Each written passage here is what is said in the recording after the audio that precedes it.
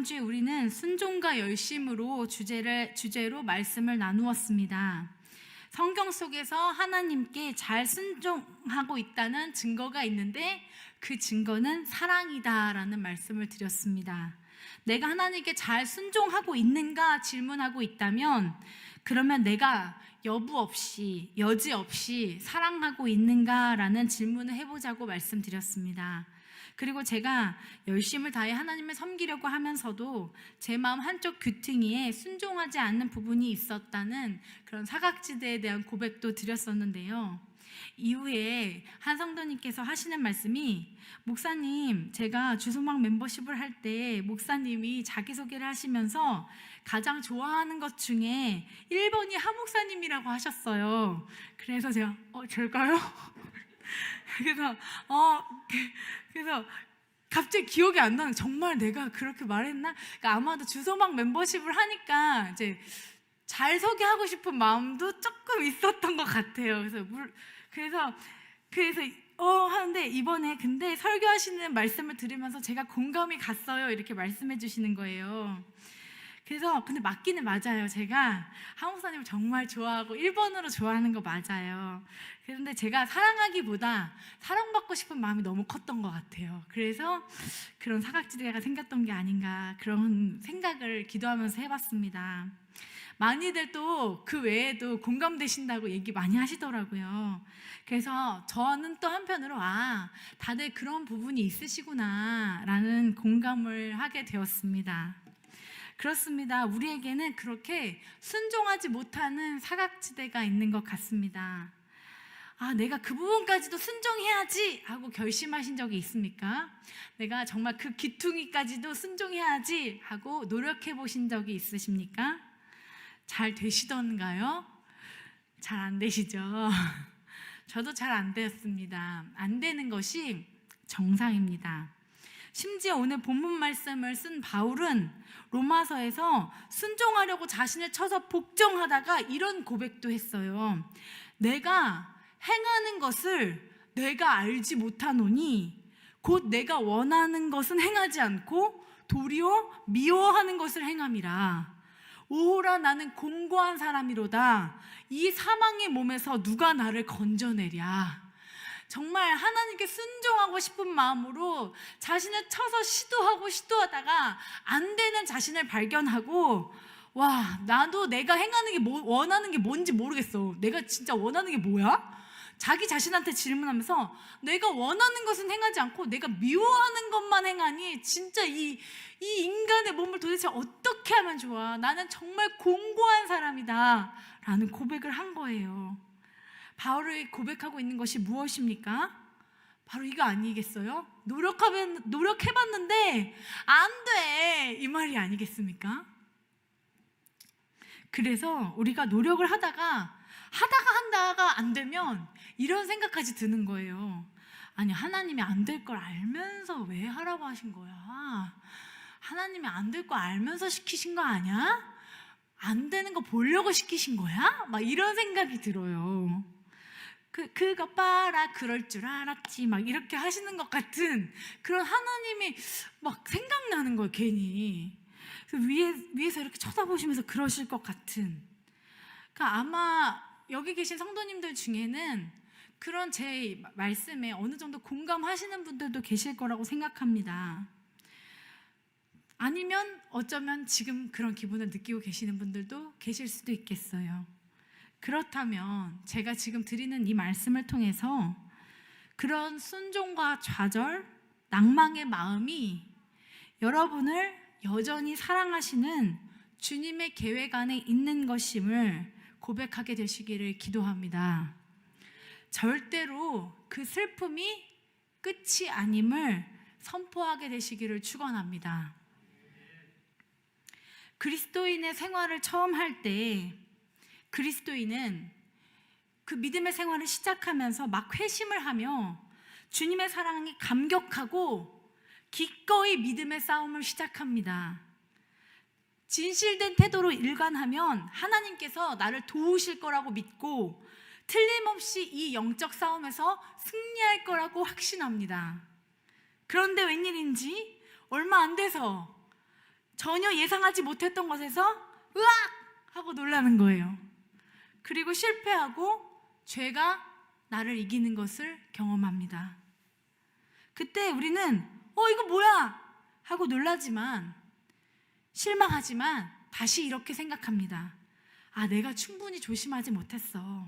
결심을 더 단단히 해야 되겠어. 그리고 다시 일어나서 기도합니다. 그런데 또 실패하는 거예요. 그러면서 이렇게 생각하게 됩니다. 나 뭐지?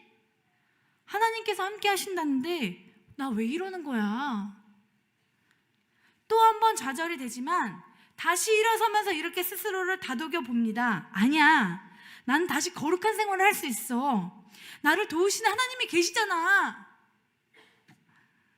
너무 제 얘기 같아요. 그런데 이런 패턴이 반복되다가 깨닫는 게 뭐냐면, 와, 진짜 나로서는 할 수가 없다. 안 되네 라는 거예요. 그런데 바로 여기가, 이 시점이 가장 중요한 지점이 됩니다. 훌륭한 그리스도인들 가운데서도 여기에서 나로서는 할 수 없어, 불가능해 라는 결론을 내린 다음 실패와 죄의 생활을 반복하는 데 익숙해지는 경우가 너무 많습니다. 앞에 패턴을 계속해서 반복하는 거예요. 그러나 여기에서 하나님께서는 자기의 자녀들을, 바로 우리들을 세 번째의 단계로 인도하시는 거예요. 즉, 그것은 불가능해 라는 사실을 충분히 받아들이면서도 동시에 나는 예수님이 계시기에 그 일을 해야 하고 할 거야. 사람은 할 수 없는 일이 맞아. 그럼에도 불구하고 하나님께서 나를 하게 하실 거야 라고 말하게 되는 경우에 이르는 것입니다. 예수님께서는 자신을 찾아온 젊은 관원에게 이같이 말씀하셨습니다.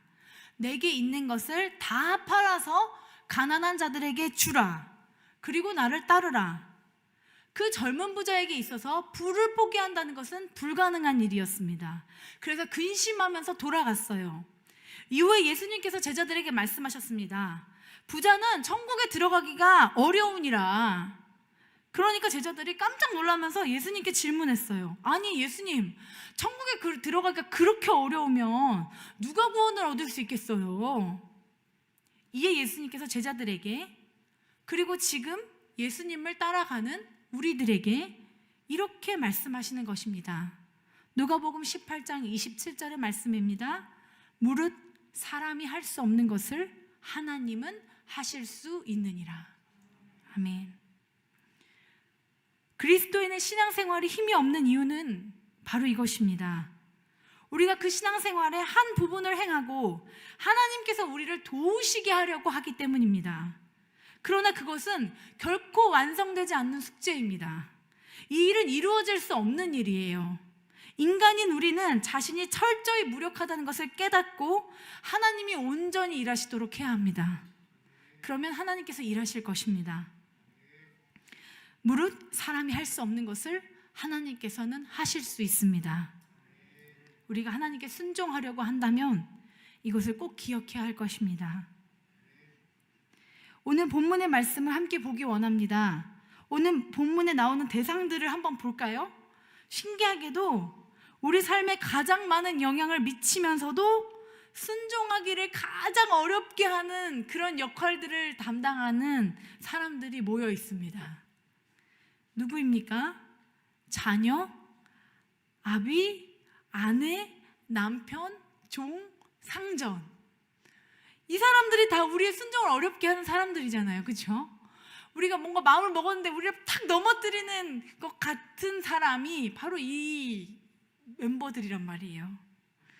바울은 디도서와 디모데 전서에서도 같은 내용을 또 언급했어요. 그러니까 빌립보서, 골로새서, 디도서, 디모데 전서에서 계속 같은 내용을 얘기하는 거예요. 바울도 알고 있었던 것 같아요. 그 대상들이 가장 순종하기 어렵게 만드는 대상들이라는 것을. 시대를 막론하고 이 사실은 변함이 없어 보여요. 그렇습니다. 바울을 통해 하나님께서 불가능한 것을 요구하십니다. 자녀들아, 너희 부모에게 순종하라. 아비들아, 자녀들을 노엽게 하지 말아라. 아내들아, 남편에게 복종하라. 남편들아, 아내를 사랑하라. 종들아, 육체의 상전을 기쁜 마음으로 섬겨라. 상전들아, 너희도 그들을 섬겨라. 이게 정말 가능할 것 같지만 불가능한 이야기들이 적혀져 있어요. 그런 우리가 이 말씀을 대할 때에 우리가 가장 먼저 고백해야 할 고백은 우리는 이것을 할 힘이 없다는 거예요. 주님, 우리는 이것을 할 힘이 없습니다. 그러나 이 고백은 불순종하겠다는 것이 아니에요. 나의 약함을, 나의 못함을 인정하고 주님께서 하시기를 바라보고 의지하겠다는 것입니다. 그때야 비로소 본문에 이것들을 해내게 하는 힌트들이 보여요. 자녀들아, 주 안에서 순종하라. 아비들아, 오직 주의 교훈으로 양육하라. 종들아, 그리스도께 하듯 순종하라. 기쁜 마음으로 섬기듯 주께 하듯 하라. 오직 주 안에서 주의 훈계로 주께서 하시듯 모든 것을 주님과 연결시키라는 말씀입니다. 그리고 이 모든 것을 정리하는 비밀과 같은 열쇠의 문구가 본문에 숨어져 있음을 우리는 발견할 수 있습니다. 9절의 말씀입니다. 너희의 상전이 하늘에 계시고. 아멘. 여러분의 상전이 하늘에 계신 줄 믿으시기 바랍니다. 철저히 내가 아닌 내 주인 되시는 그 전지전능하시고 완전하신 하나님께서 그분의 눈으로 나를 지금도 바라보고 계시고, 그분의 귀로 나의 기도를 듣고 계시고, 그분의 입술로 나에게 말씀하시고, 그분의 손으로 직접 나의 문제에 대해서 행하실 것이라는 것을 우리가 기대할 때에 우리는 아내와 남편이 복종과 사랑으로 대하며 자녀와 아비가 순종으로 주의 훈계를 따르고 종과 상전이 서로 완전히 섬기리라는 그 불가능한 명령에 마주할 수 있게 되는 것입니다. 그리고 우리는 고백할 수 있습니다. 사람이 할 수 없는 것을 하나님은 하실 수 있습니다. 내가 순종하는 것이 아닌 하나님께서 순종하게 하실 것입니다. 저는 이 순종을 위해 반드시 필요한 과정이 아침 기도임을 여러분에게 믿음으로 선포하기 원합니다. 이것은 하루의 시작을 가장 소중한 분께 드리는 행위입니다. 19세기의 복음주의자 앤드류 머레이는 순종과 아침 기도의 시간의 관계가 참으로 긴밀하고 지극히 중요하며 아침 기도 시간만이 순종에 필요한 힘과 용기를 제공할 수 있다고 강력하게 얘기했습니다. 우리가 만난 성경의 인물들도 그것들을 알았습니다. 내 무력함을 인정하는 첫 번째 행위가 나의 가장 중요하고 첫 번째 시간인 아침의 시간을 하나님께 드리는 것입니다. 다윗은 이렇게 얘기했습니다. 나는 주의 힘을 노래하며 아침에 주의 인자하심을 높이 부르오리니 아침에 나의 기도가 주의 앞에 이르리라. 이사야도 이렇게 고백했습니다. 주 여호와께서 아침마다 깨우치시되 나의 귀를 깨우치사 학자같이 알아듣게 하시는도다. 예레미야도 이렇게 고백했습니다. 아침마다 새로우니 주의 성실이 크시도소이다. 예수님도 하루의 시작을 온전히 주님께 맡겨드리며 첫 시작을 한적한 곳에서 기도하는 것으로 시작하셨습니다. 우리가 아침 기도 시간을 종교 생활의 일부로 받아들인다면 이것은 곧 부담이고 짐이 될 것입니다. 그러나 여기에 딱 한 가지 바람만 지나고 간다면 그리스도인의 시작은 매우 성공적일 수 있습니다. 그것은 바로 하나님과 온전히 교제하겠다는 그 바람 한 가지입니다. 왜냐하면 우리는 하나님을 즐거워하기 위해 창조되었기 때문입니다. 제가 오늘 비록 새벽 기도에 못 갔습니다. 왜냐하면 거의 매일 나가는데 제가 2시 반에 일어나서 설교를 쓰게 됐어요. 그래서 5시가 딱 된 거예요. 그래서 5시가 되니까 왜 이렇게 갑자기 이렇게 하는 생각, 몸이 막 늘어지면서 그래 30분만 자고 가는 거야 했는데 눈 떠보니까 7시 반. 주님 죄송해요. 그런데 저는 오늘 새벽 기도에 가지 못했지만 새벽 기도가 너무너무 좋은 것이라고 감히 말씀드리고 싶습니다. 그 시간은 제가 할 수 없는 놀라운 생각과 결정을 하나님께서 저로 이끄시는 시간입니다. 고린도전서 2장 9절에 이렇게 말씀하십니다. 하나님이 자기를 사랑하는 자들을 위하여 예비하신 모든 것은 눈으로 보지도 못하고 귀로 듣지도 못하고 사람의 마음으로 생각하지도 못함과 같으니라. 바로 이것들이 새벽 시간에 저에게 많이 일어나는 것을 저는 경험합니다. 저는 지금 이틀째 금식을 하고 있는데 하나님께서 분명히 금식을 명령하신 것을 느꼈지만 그 전날 밤에 잠들 때까지만 해도 저는 그것을 부정하고 잠들었습니다. 정말 자신이 없었어요. 처녀 때는 금식을 많이 했었는데 이거는 정말 너무나 힘들다는 것을 고백하면 하나님 이틀은 불가능해요 주님, 그러면서 잠이 들었어요. 그런데 새벽에 기도할 때에 하나님께서 제 마음을 완전히 바꿔주셨습니다. 제가 하는 게 아니라 하나님께서 하실 것이라는 확신을 주셨습니다. 너무나 자연스럽게 아침에 다행히 그 전날 안 먹고 자가지고 시작하게 되었고, 오랜만에 너무나 힘들지 않은 금식을 경험하고 있어요. 그래서 제가 원래 이틀 하면은 그 다음날부터 계속 굿땡 이런 거 보면서 음식 구경하면서 새벽에 배송되는 걸로 막 주문을 하고 막 그림을 막 보고 막 음식 보면서 나중에 이거 먹어야지 막 그랬거든요. 그래서 오늘 아침에 눈 뜨자마자 막 또 그게 그 본성이 일어나가지고 쿠팡을 딱 켜고서 막 주문을 하기 직전에 갑자기 그런 마음이 드는 거예요. 하나님, 제가 오늘 지금 이 욕망을 내려놓기 위해서 금식을 하는데 오늘은 제가 저의 욕구를 다 내려놓고 하나님, 제가 아무것도 하지 않겠습니다 라는 고백을 했어요. 그래서 제가 그때 그 장바구니 담아놓은 게 참외였거든요. 그래서 그래 정말 먹고 싶지만 진짜 이거 하나님께서 그냥 하시도록 놔둬야 되겠다 이렇게 했어요. 근데 오늘 점심 때 교회 집사님께서 저한테 참외를 주시는 거예요. 그래서 제가 어머 진짜 하나님이 시작하게 하시고 마무리도 하게 하시는 거예요. 저는 금식이 끝나면 참외를 먹을 거예요. 그래서 여러분, 우리는 모든 그리스도인들은 이렇게 고백해야 마땅합니다. 사람이 할 수 없는 것을 하나님은 하실 수 있습니다. 내가 순종하는 것이 아닌 하나님께서 순종하게 하실 것입니다. 그래서 저는 순종하겠습니다. 우리는 기도 시간을 통해서 나를 온전히 내려놓고 내가 할 수 없음을 고백하며 하늘의 상전 되시는 하나님의 나를 향한 눈을 보게 되실 것입니다. 그 하나님의 귀로 들으실 것과 입으로 말씀하실 것을 보게 될 것입니다. 하나님께서 손으로 행하시는 것을 기대하고 여러분들이 증거하게 되실 것입니다. 그런 증인으로 사시고 싶지 않으십니까? 나는 할 수 없죠. 저는 지금도 할 수 없어요. 하지만 하나님께서 여러분에게 하게 하실 것입니다.